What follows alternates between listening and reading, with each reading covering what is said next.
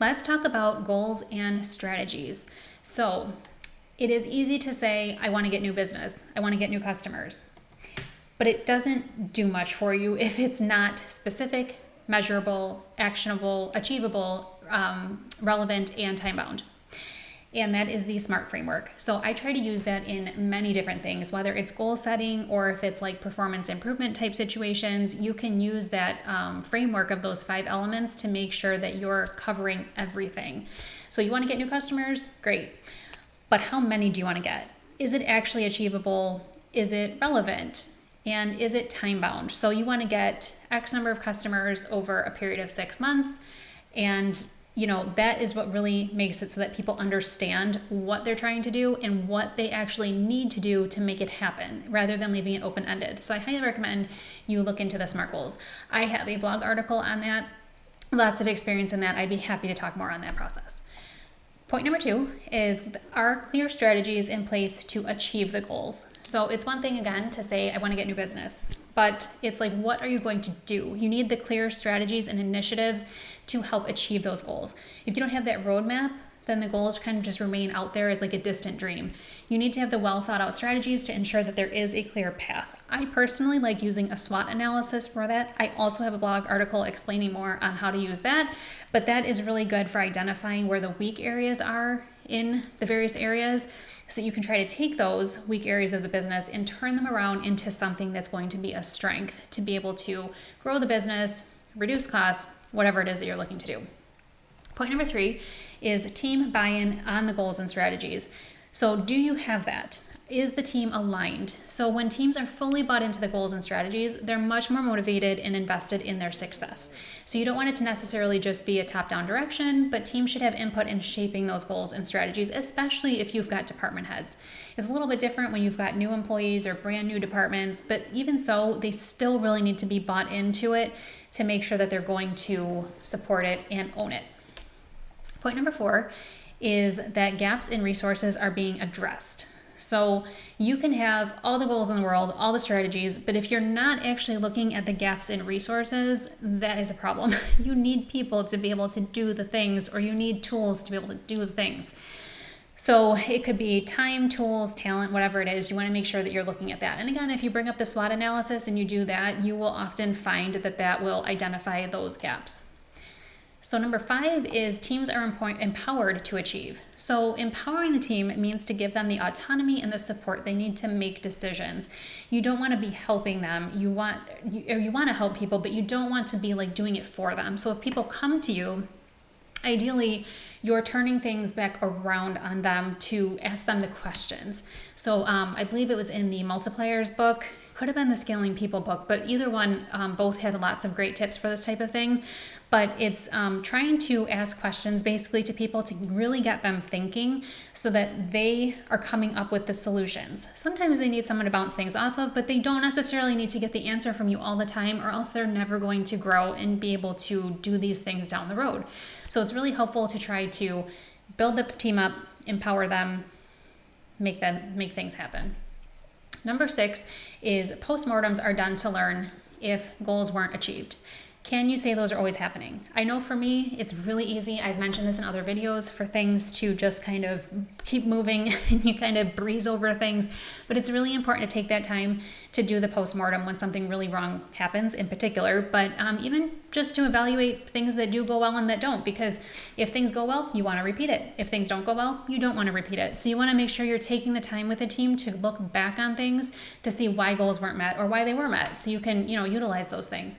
It's not about assigning blame. It's really about understanding just a root cause so you can make an improvement next time. And point number 7 is that the data from postmortems are used in future planning. So I am a big fan of, when you have a postmortem, having somebody designated as a note taker so that you have record of the item. So I have lots of examples of this. Probably one of the more recent ones was going to a trade show, just something as simple as that. And doing a look back on how prepared we were, what we looked like compared to the other tables, the tools that we brought with us, all those different kind of things, our backdrop, stuff like that.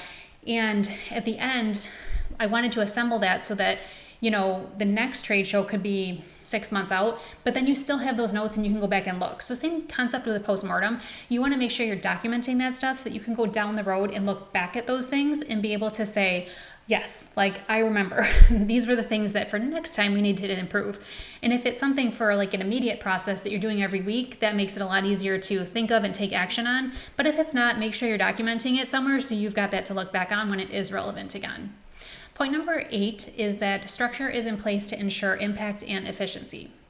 So if you've got a well-structured project management system, that is really useful for making people feel like things are more pulled together. There's a place to go, there's a resource to go to. You can see the revisions on things. You can comment back and forth to people.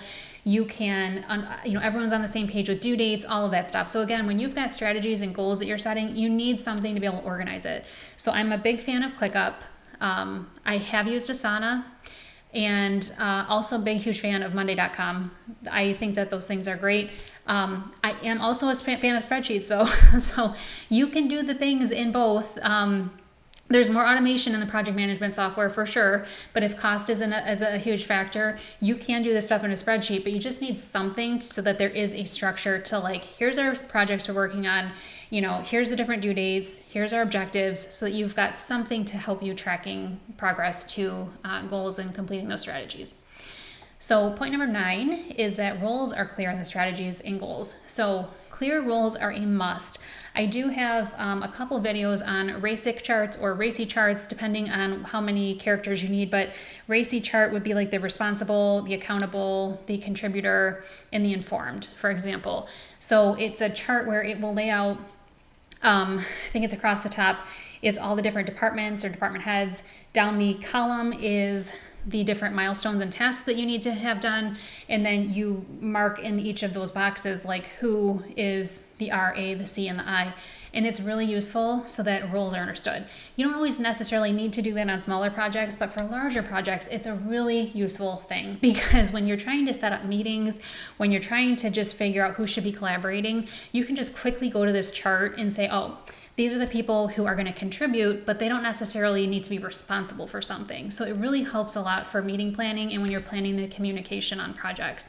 So I highly recommend you check out what those charts are. And like I said, I have a blog on it and lots of experience in that. I'd be happy to talk on that more. And then let's see here. Number 10, deadlines are always met. Can you honestly say that deadlines are always met? That is a tricky one. So it's not just dates on a calendar. It could be like a promise to a sales client. It could be stakeholders, colleagues even. I know a lot of frustration can come when a colleague is behind. I worked somewhere recently where there was a particular department that was always behind, and it made people so stressed out because then their dates are behind. So it's like all these things that like you do all your work, but like if your colleagues are behind, it still is looking and reflecting poorly on you. So you really want to make sure that you've got these project management systems in place, that you're thinking about the due dates and all the resources ahead of time, so that when you're talking about our goals met or our objectives met, strategies, that there's those types of things in place so that you can focus on building that trust among the team, that you guys are going to try to stick to your dates. And if you're not, there's a place to communicate it so that it's visible to everyone and it's not just kind of shoved under the rug. So overall, by setting the SMART goals, building those right strategies, empowering your teams, you are going to be built up for success. There's lots of different things to do. These are great ways to get started. I would love to talk more on all my experience with this and how I can help you with that. So let's connect.